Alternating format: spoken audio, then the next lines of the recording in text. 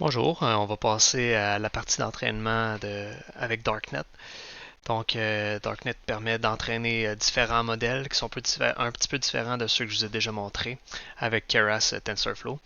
Donc, les modèles de Keras TensorFlow qu'on utilisait permettaient de donner une probabilité que l'image appartienne à une telle ou telle classe. Donc, disons justement, s'il y a une tour sur l'image, on avait le chiffre que disons 90% que ce soit une tour, des choses comme ça. Qu'est-ce qui est différent avec les réseaux qu'on va utiliser avec Darknet, c'est que ça fait pas seulement de l'identification, ça fait aussi de la détection. Donc, ça l'indique sur l'image où se trouve, disons, la tour qui a été identifiée. Donc, c'est ça la différence principale. Dans le projet actuel, ça pourrait être très utile, justement parce que dans différentes photos, on va avoir parfois plusieurs luminaires. Donc, dans ces cas-là, on n'a pas le choix d'utiliser des réseaux comme YOLO, qu'on peut entraîner grâce à Darknet. Donc, dans le dossier Darknet, qu'est-ce qu'on a? Le dossier backup, c'est là que tous les poids vont être enregistrés. C'est un peu comme le output dans la partie Keras. Là. Les graphiques vont être imprimés ici, s'il y en a, les poids, des choses comme ça.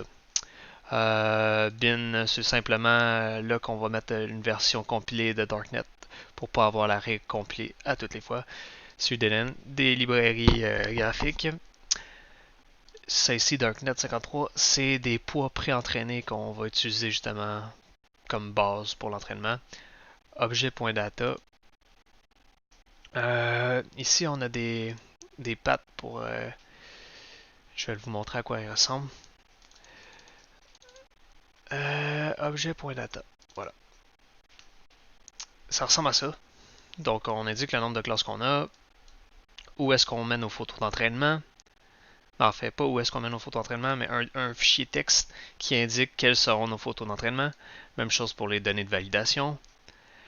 Objet name, c'est seulement pour associer justement des objets aux photos. Dans notre cas, justement, ça serait une potence, deux potences, trois potences. C'est ça qu'il y aurait dans le fichier Object Names. Puis backup, je viens de vous montrer c'était quoi. C'est là que tout va être enregistré. OK. Euh, voilà, ça c'est fait, ça c'est fait. Ici, c'est l'architecture du réseau. On prend YOLO V3 Tiny, c'est ce qu'on utilisait au bureau parce que les ordinateurs n'étaient pas très puissants, mais là vous pourriez prendre la version YOLO V3. Donc je vous encourage à aller lire la documentation de Darknet, c'est un GitHub vraiment à jour et très très très très utilisé. L'auteur de ce GitHub là, c'est lui qui a fait le réseau YOLO V3. C'est un RCNN très populaire, ultra performant, dans les plus performants qu'il y a en ce moment. Et ici on a notre notebook.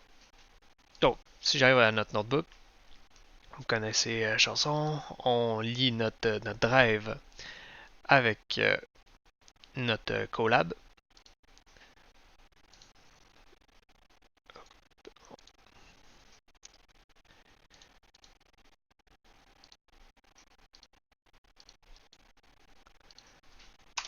Voilà.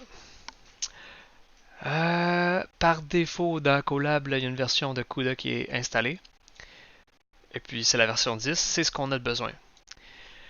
Donc, vous pouvez vérifier de temps en temps que c'est toujours la version 10. Si oui, vous n'avez pas besoin de réinstaller CUDA, sinon on va falloir trouver la bonne version. Ensuite, il faut installer CUDNN en fonction de notre version de CUDA. Donc là, ce que j'ai pris CUDNN, cette version-là, c'est celle qui est nécessaire. Il faudra faire un peu de recherche si jamais la version de CUDA change, mais pour l'instant, c'est celle-là. Donc, c'est un fichier que j'avais pré-téléchargé sur leur site de CUDN. Je crois que c'est NVIDIA qui s'en occupe, mais je suis plus certain. Mais bref, il faut rouler ça pour installer cette librairie-là sur l'ordinateur. Donc, on le fait à chaque fois que notre Colab s'est éteint. Ensuite, cette partie-là, c'est justement ici qu'on copie le Darknet au complet à partir du GitHub. On a juste besoin de le faire une fois. Même vous, si vous téléchargez le dossier, tout le drive que je vais vous donner, vous n'aurez pas besoin d'exécuter cette commande-là. En bref, ça download tout sur le GitHub, du GitHub, pardon. Ça compile, puis ça l'enregistre dans le drive une version complète pour pas qu'on aille à le refaire à chaque fois. Ça ici, c'est pour faire passer la version, faire passer Darknet de notre drive à notre système de fichiers ici, dans la machine virtuelle qu'on utilise. Et puis ici, on a l'entraînement de Darknet. Donc, ici, tous les arguments, c'est les fichiers que je vous ai montrés tantôt. Juste ici.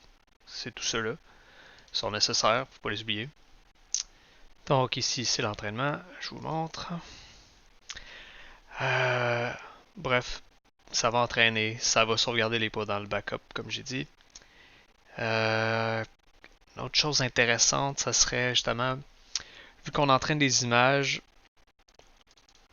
pour YOLO, c'est un peu différent comment c'est organisé.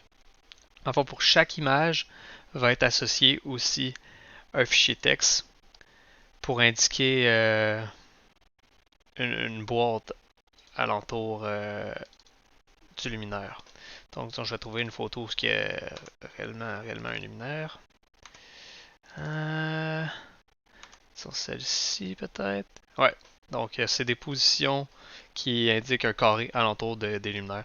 Je vais vous montrer un outil qu'on peut utiliser pour faire les carrés, faire ces fichiers texte-là en question, puis les associer automatiquement aux images. Puis encore une fois, ça prend des milliers d'images pour entraîner ce réseau de neurones-là. Donc, je vais le laisser entraîner. Et puis, ensuite, je vais vous montrer une prédiction